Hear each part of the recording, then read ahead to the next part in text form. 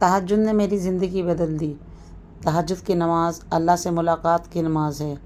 ہر کسی کو اللہ تعالیٰ توفیق نہیں دیتا کہ تو تہجد کی نماز پڑھے، لیکن اگر آپ کو یہ توفیق مل رہی ہے تو آپ بہت خوش قسمت ہیں، کیونکہ اس وقت اللہ 7ویں آسمان پہ نزول فرماتا ہے اور فرماتا ہے اپنے بندوں سے کہ ہے کوئی مانگنے والا میں اسے عطا کروں، ہے کوئی بخشش طلب کرنے والا تو میں اس کی بخشش کروں، ہے کوئی اپنی جھولیاں بھروانے والا، اپنی مغفرت کروانے والا تو میں اس کی مغفرت کروں۔ اگر آپ جاگتے ہیں تہجد کی نماز کے لیے تو سمجھ لیجیے اللہ تعالیٰ سے آپ کی دوستی لگ گئی ہے۔ آپ بہت خوش قسمت ہیں کہ آپ کو تہجد کی نماز نصیب ہو رہی ہے، ورنہ ہر کسی کو یہ وقت نصیب نہیں ہوتا کہ آپ اکیلے میں تہجد ادا کریں اور اللہ تعالیٰ کا قرب حاصل کریں۔ اگر آپ کو چاہیے مال میں برکت ہو، شفا ہو، یا جاب کا مسئلہ ہو، یا شادی وغیرہ کا مسئلہ ہو، تو آپ تہجد ضرور پڑھیں۔ السلام علیکم مائی یوٹیوب فیملی، کیسے ہیں آپ سب؟ امید ہے سب خیریت سے ہوں گے۔ اللہ کا لاکھ لاکھ شکر ہے، میں بھی بہت ٹھیک ٹھاک ہوں۔ تو آج میں آپ کو ایک ایسی سچی کہانی بتانے جا رہی ہوں جو میرے کسی عزیز نے مجھے بتائی تھی۔ تو تہجد کی نماز کے لیے ہی میں آپ کو اس چیز کے لیے وہ کروں گی، کیونکہ ان کی زندگی میں کافی ضرورت تھی تہجد کی نماز جب انہوں نے پڑھی۔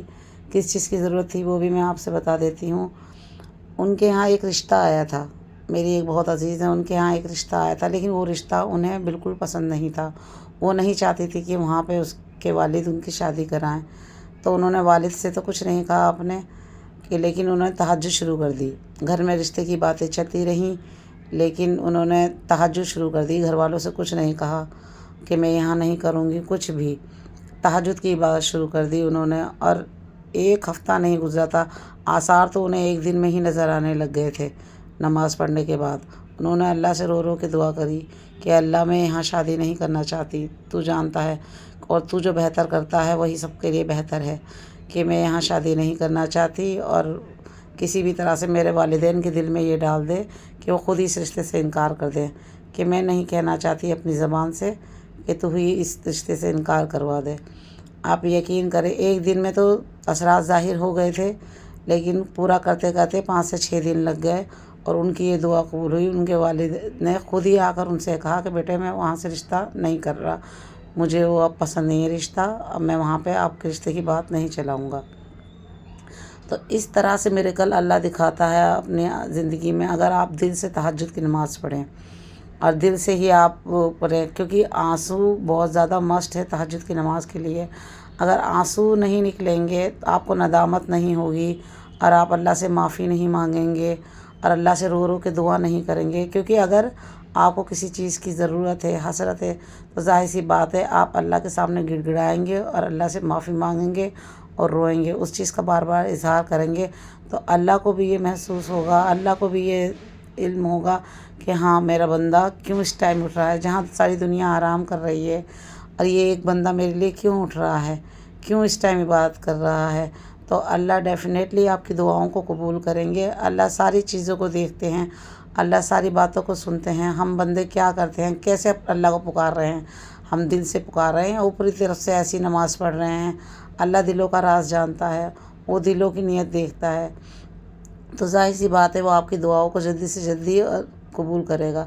لیکن کچھ لوگ ایسے ہوتے ہیں وہ صرف دعا یوں مانگتے ہیں مجھے یہ مل جائے، مجھے ہو جائے، آپ کو نہیں پتہ اس میں خیر ہے یا نہیں ہے۔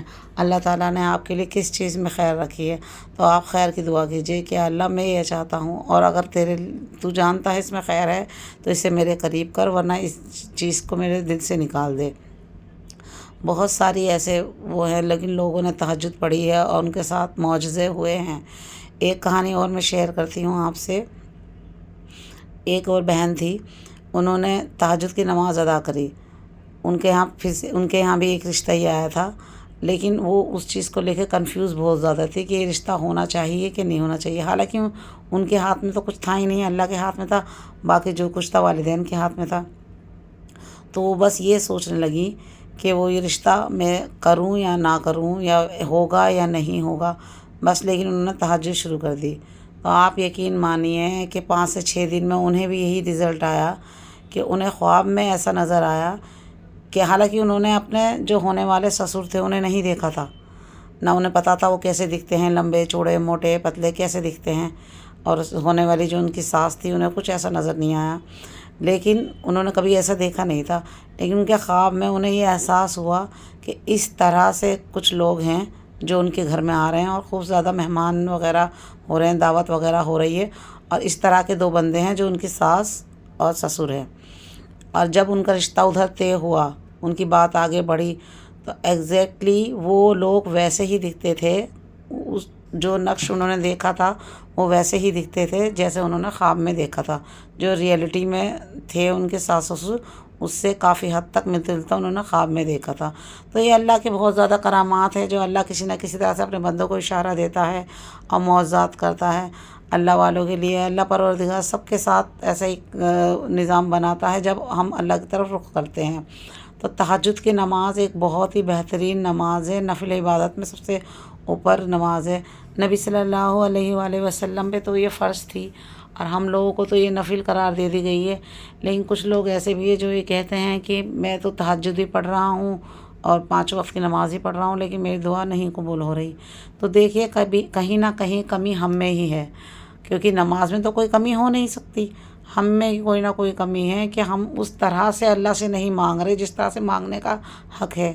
ہمیں کس طرح سے اللہ سے رجوع کرنا ہے، کس طرح سے اللہ کے سامنے اپنی دعاؤں کو، بے شک اللہ دلوں کے راز جانتا ہے، لیکن ہمارا بھی تو فرض بنتا ہے کہ ہم اپنے اللہ سے بتائیں۔ ہم اور اب ہمیں کچھ سامان بھی چاہیے ہوتا، اپنے ماں باپ سے، اپنے ہسبینڈ سے کیسے ضد کر کے ہم لے لیتے ہیں، تو اللہ سے بھی ضد کریے کہ اللہ مجھے چاہیے، یا اللہ میرے یہ دعا پلیز قبول کریں، یا اللہ یہ میرے لیے بہت ضرورت ہے، کہ اور باقی تو بہتر جانتا ہے۔ تو اللہ یا تو وہ دعا قبول کریں گے یا اس کا کچھ آلٹرنیٹ آپ کو دے ہی دیں گے، لیکن بات وہیں آتی ہے کہ دل سے مانگنا ہے۔ دل سے مانگنے کی دعا ایک دم عرش سے ٹکراتی ہے جب آپ دل سے رو رو کے گڑ گڑا کے مانگتے ہیں۔ تہجد میں کچھ زیادہ نہیں کرنا ہے، اگر آپ 2 رکعت نفل نماز پڑھیں، ویسے زیادہ سے زیادہ آپ 8 بھی پڑھ سکتے ہیں، لیکن 2 رکعت تو مسٹ ہے کہ 2 رکعت نفل نماز آپ پڑھیں، اور اس کے بعد قرآن کی تلاوت کریں، استغفار کریں اس کے بعد، اور آپ اللہ سے دعا کریں، خوب رو رو کے دعا کریں، خوب زیادہ لمبی دعا کریں، اور بہت اللہ سے التجا کریں کہ اللہ میرا یہ مسئلہ ہے، یا میرا یہ مسئلہ ہے، جاب کا مسئلہ ہے، شادی کا مسئلہ ہے، ایگزام کا مسئلہ ہے، اولاد کا مسئلہ ہے، کاروبار کا مسئلہ ہے، خیر و برکت کا مسئلہ ہے۔ خوب رو رو کے اللہ سے دعا کریں، اللہ انشاءاللہ آپ کی دعا ضرور ضرور قبول کریں، کیونکہ اللہ کو شرم آتی ہے، حیا آتی ہے اپنے بندوں کو خالی ہاتھ لوٹاتے ہوئے۔ اللہ کہتا ہے مجھے حیا آتی ہے اگر میرا بندہ میرے خالی ہاتھ میرے پاس سے جاتا ہے۔ تو آپ پلیز تہجد میں اٹھیے۔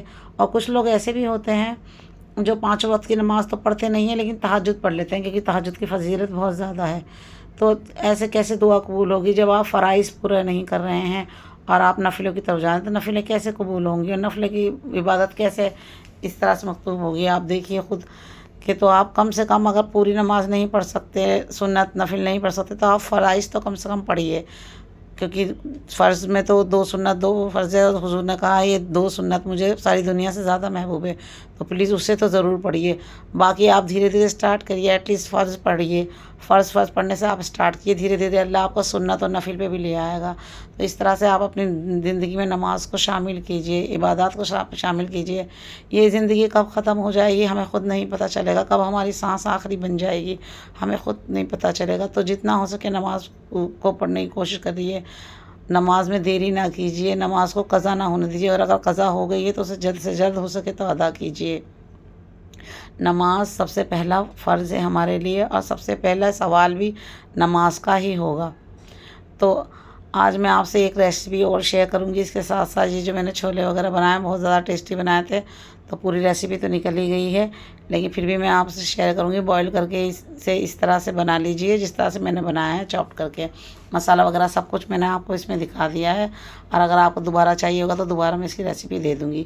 ویسے یہ ریسیپی کا چینل نہیں ہے، ولاگ کا چینل ہے اور دینی معلومات کا چینل ہے۔ تو آپ کو اگر ویڈیو اچھی لگی ہو اور کچھ بھی آپ کو ہدایت ملی ہو اس سے، یا کچھ بھی آپ موٹیویٹ ہوئے ہوں، یا کوئی بھی چیز آپ کو میری ویڈیو میں اچھی لگی ہے، تو پلیز چینل کو سبسکرائب ضرور کر کے جائیے گا۔ اس سے میری موٹیویشن بھی بڑھتی ہے، اور اس سے دین کا کام بھی تھوڑا انشاءاللہ پھیلے گا، جو بھی میں کوشش کر رہی ہوں اس چیز کے لیے، تو پلیز مجھے تھوڑا سپورٹ کیجیے۔ تو یہ میں اس میں تڑکا لگا لوں گی، لیکن بات اسی پہ اینڈ نہیں ہوتی، بات وہی ہے، گھوم پھر کے میرا کہنا یہی ہے، میں نماز کی دعوت آپ کو دینا چاہتی ہوں، پلیز نماز قائم کیجیے۔